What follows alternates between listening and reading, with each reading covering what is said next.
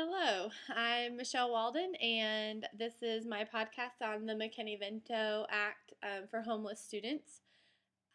First of all, I'll apologize for my voice. I've been struggling with a cold for like 3 weeks or something, and I kept waiting to record this until my voice sounded a little better, but this is what we'll deal with. So, um, just a little brief history of the McKinney-Vento Act was signed into law in the Reagan era in 1987, and it originally consisted of the 15 different programs to offer services to homeless people. It had continuum of care, supportive housing, shelter, plus single room occupancy, emergency shelter, and some other programs that were included in Title IV. The problem that McKinney-Vento Act was trying to help address was the large numbers of children and youth that experience homelessness in the United States. In 2007, a study was put out that showed that more than 1.35 million children and youth experience homelessness each year. And the definition of homelessness is a little bit different than what I had actually expected of what I would signify or define as a homeless student. So the definition that the U.S. Department of Education uses is a list of these things. They can be doubled up with family or friends due to economic conditions, living in motels and hotels for lack of other suitable housing, runaway and throwaway children. And throwaways in quotations because it's actually a defined type of youth that you can find on the Department of Education's definitions and websites. Homes for unwed or unexpectant mothers for lack of a place to live, homeless and domestic violence shelters, transitional housing programs, the streets, abandoned buildings, public places not meant for housing, cars, trailers, and campgrounds, awaiting foster care, and migratory children staying in housing not fit for habitation. So all of those scenarios, if a student is in that situation, can be considered homeless. And notice not all students will be homeless like the entire school year. They may be homeless for a portion of the year and qualify for services. So the McKinney-Vento Act was signed into place, and one of the things that it does for education is it gives homeless children the right to go to school. Basically, the requirements that the Act puts onto schools is that homeless students may attend their school of origin or the school where they are temporarily residing.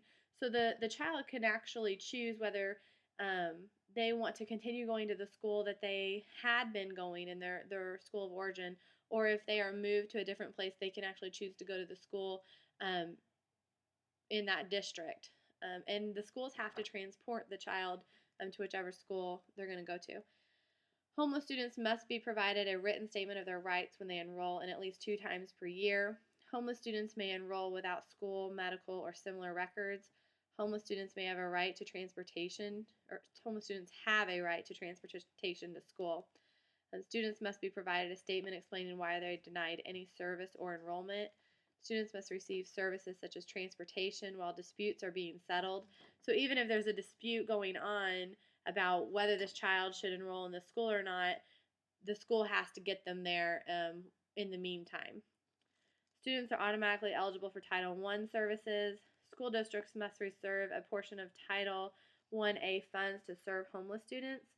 School districts must review and revise policies that provide barriers to homeless students, and schools must post information in the community regarding the rights of homeless students in schools and other places that homeless families may frequent. And finally, school districts must identify a McKinney-Vento liaison to assist students. So those are all the requirements for schools listed out in the McKinney-Vento Act. The mandated advocates that are in the law are on 2 different levels. One is the state coordinator that a state must have, and then every school must have a school liaison. And it's interesting that I looked at online in the Department of Education at the different schools in Indiana, and many of the schools on the list do not have a designated liaison.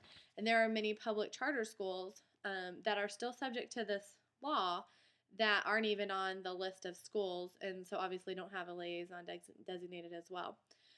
Our state coordinator, um, I had emailed her and I asked her several questions, but she did respond with some information for me, but she did not respond to my questions. And some of my questions were simply about, who's responsible for keeping schools accountable and making sure that they have the school liaisons, and does anybody follow up with this law and making sure schools are being held accountable to it. And so I didn't get any information back on that. My assumptions from what I've seen and what I'm looking at is that there's not a whole lot of accountability held to, at least in our state, schools making sure that they are following this law to the T. So the state coordinator's job is to ensure that schools have registered a liaison, ensuring schools follow the law, manage grant money is tied to McKinney-Vento. I know that we've received information with our school from Miss Andres, which is our state coordinator, about whether we want access to the transportation money that McKinney-Vento offers, because we do have a portion of our student population that are homeless. So we were eligible to get that money if we wanted it, and I know we did not take it because we do not offer transportation to our students. Now, my understanding of the law is even though we don't take the money, we're still required to transport those students to school. So that's something that I'm kind of looking at our corporation as well. The school liaison has a whole list of duties. They're supposed to help identify homeless children and the youth in the community, which is interesting because I've not really heard of anyone out in the community posting signs and trying to find homeless students to get them to come to school. But as the law states in this act, that this is one of the things that the liaison is supposed to be doing.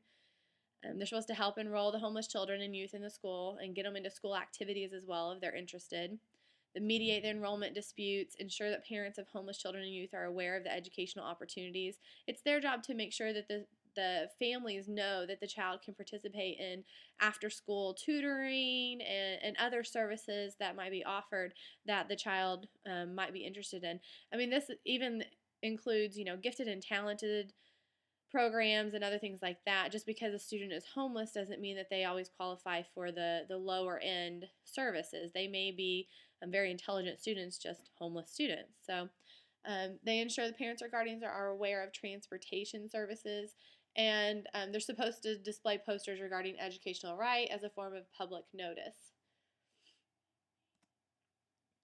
So here are some examples of different services that homeless students might be interested in or might qualify for or need. The school meal programs, obviously. The preschool, this is Head Start, and some of those programs can qualify. Special education services, if a student is special education, then they obviously need to have those services even if they're a homeless student. Before or after school tutoring or other programs associated to that, testing, mediation, and that kind of thing.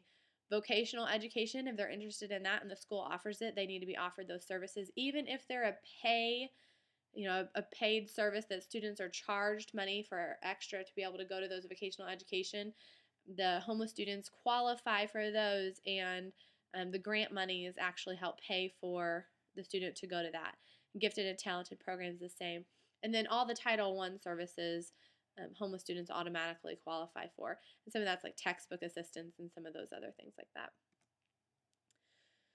So a few must-knows that you need to really know about the McKinney-Vento Act is that schools must immediately enroll homeless students, that state rules requiring certain records cannot overrule McKinney-Vento, and that is mainly like immunization records. There's been a big push this year that students have to have accurate immunization records within the first 60 days of being enrolled, and if they don't, they're not allowed to come to school anymore.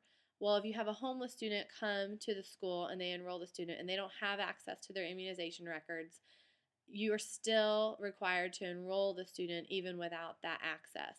Same goes for, birth certificate or any of those records that schools ask for when a student enrolls. You have to enroll the student even though you may not have access to those records. And then transportation and other services must be offered to the homeless student free of charge, and Title I monies must be reserved for this purpose. Again, like I said before, whether or not schools take the grant money from the McKinney-Vento Act, they are still required to offer these services to homeless students.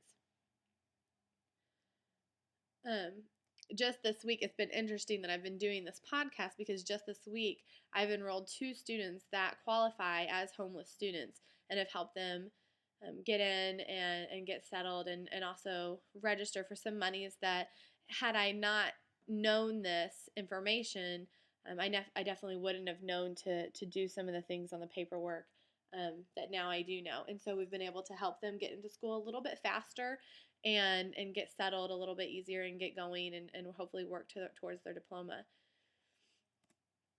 So I have a case study. I wanted you to kind of apply some of the information that I had put in the podcast. So the study is a 13-year-old boy lives with his grandmother. She is the educational decision maker for the child. On January 27, 2009, their home burned down, and the boy and the grandmother were displaced to a nearby town to live with relatives. And they were living with the grandmother's daughter, so the child's aunt. And the school transported the boy for the remainder of the school year, but denied his enrollment in August of 2009, which is the following school year, saying that now he had residency in the other district. They were claiming this because he was living with family and that his biological mother lived a block away from him. And so they said that he should now go to this other school of residency.